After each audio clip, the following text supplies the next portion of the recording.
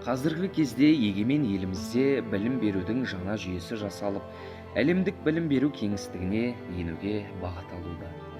Бұл оқу тәрбие үдерісіндегі елеулі өзгерістерге байланысты болып отыр.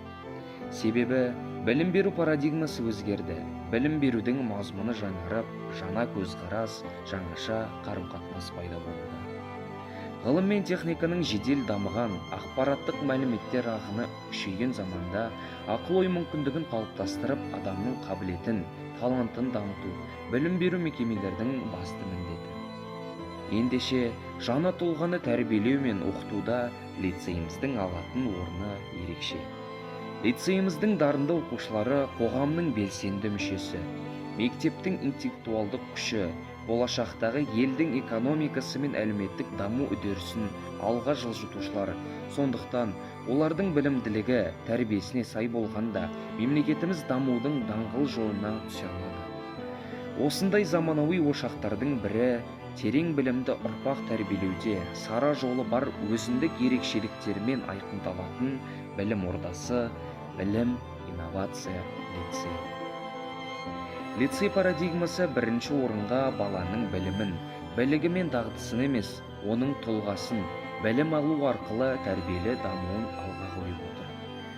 Заманауи тәрбие модулін іске асыру үрдісі мынандай. Лицей ұжымының деонтологиялық талаптардың 4 негізгі ұстанымына сай, оларға білім және тәрбие беру жолдарын қалыптастырғанын атап көрсетуге болады. Біріншісі, оқушының, тәрбиеленушінің денсаулығына, жан саулығына зиян келтірмей әсер ету. Екіншісі, барлық жүріс-тұрысы мен ой-өріс, іс-әрекетімен осы ұстанымның кең тарауынан және оқушы санасынан өзіндік бақылау дағдыларын қалыптастыруына жол ашу, қарайласу, соған себепкер болу. Үшіншісі, оқушының үйлесімді дамуына жәрдемдесу. Және де төртіншісі, осы ұстанымдарды бұзудан пайда болатын зиянды салдарды жоюға бүкіл жан дүниесі, сана сезіммен ынталандыру. Тәрбие модулінде мынандай басымдықтарын айтуға болады. Бірінші басымдық, лицей-интернаттың тәрбие жүйесі мұғалім ата-ана оқушы үштігіне негізделген. Әртүрлі мектептен келген оқушылардың өз ортасына бейімделуі жарты жылға дейін созылады. Осы уақыттарда ата-аналар, тәрбиешілер, сынып жетекшілері, пән мұғалімдері ресми емес жағдайларда диалогтың әңгімелер жүргізіп, бірлескен түрде тәрбие сағаттарын өткізеді. Балалармен әртүрлі бағыттағы тәрбие мәселесі туралы жанұялық кеңестегі әңгіме жүргізеді. Олардың мәселелерін талқылайды, бірігіп, оны шешудің жолдарын қарастырады. Қоғамда өмір сүруге қабілетті, жан-жақты тұлғаны қалыптастыру үшін ата-ананың рөлі ерекше. Сондықтан менің айтарым бар деген жоба үлкен маңызға ие. Яғни тәрбие үрдісін ізгілендірудің, жаңа мектептен тыс тәрбие жұмысын жетілдірудің негізгі шарты оқушыларға даралап ықпал ету тәсілі болып саналады. Бала мен ата-ана арасындағы тәрбиенің бірізділігін қалыптастыру бағытында оқушыларға кешкі уақыттарда ата-аналар келіп, тәрбие сағаттарын өткізеді. Мамандық таңдау, әртүрлі тәрбиелік мәнді ғибрат әңгімелер жүргізу арқылы уақытылы, жүйелі ұйымдастырады. Мәдени құнды мазмұнмен толықтырады, әлемдік және отандық мәдениетке баулиды. Яғни, аса маңызды әлеуметтік мәселелерді шешуге көмектеседі. Екінші басымдық тәрбие механизмі әдеби кітап. Кітап оқы жобасы. Жас ұрпақтың талабын қанағаттандыру, рухани байлығын, жалпы ой-өрісін дамытуда, талап-талғанмен қалыптастыруда ең үлкен де ұлы тәрбие құралы кітап.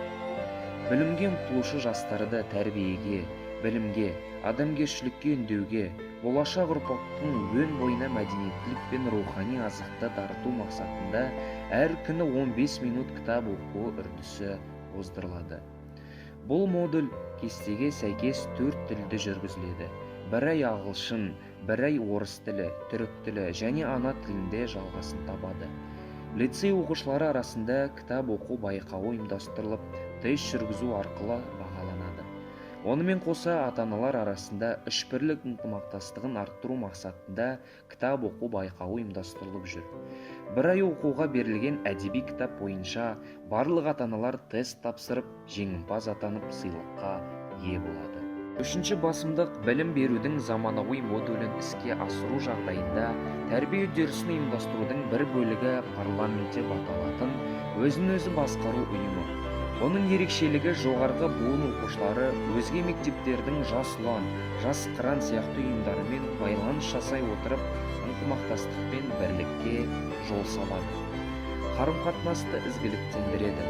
Оқушылар әрекетінің еріктілігі, жариялылығы, тең құқылығы жалпы адами асыл құндылықтарды шынайы бағалауға бағыттау және қоршаған әлемді жетілдірудің инновациялық қажеттіліктерін қалыптастыру. Әртүрлі білім саласындағы біріккен жарыстар мен байқауларды жоспарлап жүргізеді.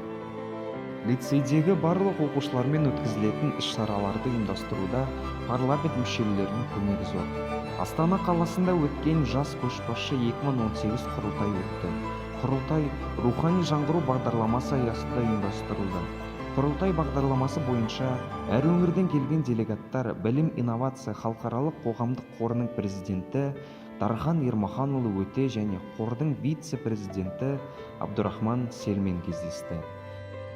Төртінші басымдық ең басты талап ететін заман сахнасындағы модель қазіргі заманға сай қоғамда өз орнын таба алатын, өзіндік хоббиі бар, креативті балалар мен жастар ортасындағы қатыгездік пен зорлық-зомбылыққа қарсы тұру дағдыларын қалыптастыруға қызықты іске асырып жүрген әлеуметтік жобалар жұмыс жасауда. Оқушыны оқыту, тәрбиелеу процесінде өзіндік іздену, зерттеу мен шығармашылық қабілеттерін дамыту мақсатындағы өзіндік жобаларды атап айтар болсақ: Каяк клаб, байдарқа каноэ, картинг клаб, мюзик бенд, мюзикалық топ, техно клаб, компьютерлік жөндеу, интеллектуалды ойындар, лайфхак, жаңадан бір зат ойлап табу, арт клаб, сурет салу және анимациялау, медиа клаб, видео түсіру және өңдеу, фото клаб, фотоаппаратты суретке түсіруді үйрену, домбыра үйірмесі, дрон клаб, квадрокоптер мен видеоға түсіру сияқты оқушылардың өз хоббиларынан құралған әлеуметтік жобалар орын алып отыр. Бұндай әлеуметтік жобалар оқушылардың құқық бұзушылықтарын алдын алуы, зорлық-зомбылықтың, қатыгездіктің бос уақытты тиімді пайдалануын, өзіндік ерекшеліктерін анықтайтын креативті жұмыс үрдісі. Сонымен қатар осы бағытта облыстық көлемде тұңғыш рет Рубик жобасы ұйымдастырылды. Бұл жобаның маңыздылығы балалар ортасындағы қатыгездік пен зорлық-зомбылыққа қарсы тұру дағдыларын қалыптастыру. Қазіргі тәрбиені білімнен бөліп қарау жүйесі ұлттық болашағын жою мақсатындағы үрдіс болмау үшін сана, тәрбие, білім, қабілет ұштасқан, тарихи ата тегімен сабақтасқан ұлттық сапалы тәрбие жүйесін бірге ұштастыратын, күттірмейтін міндет болуы тиіс. Кешегі тәрбие сахнасындағы лекция, баяндама сияқты үрдістер өткенін еншісінде қалған анық. Бүгінгі ұрпақ бүгінгі заман талабына сай қажеттіліктерді бізден талап етеді. Яғни өз қолдарымен жасап, өз көздерімен көріп, өзіндік көзқарасты қалыптастыратын, қоғамда өзіндік ойы бар, өзіндік ерекшелігі бар мен кірпіш болып қалануы тиіс деген ұранмен жаңа леп, жаңа буын қалыптасуда. Ендеше шыңдалған ойлау, кез келген даму деңгейіне байланысты мәселелерге сыни көзбен қарау, оны ұрпаққа дарыту біздің міндетіміз екені сөзсіз.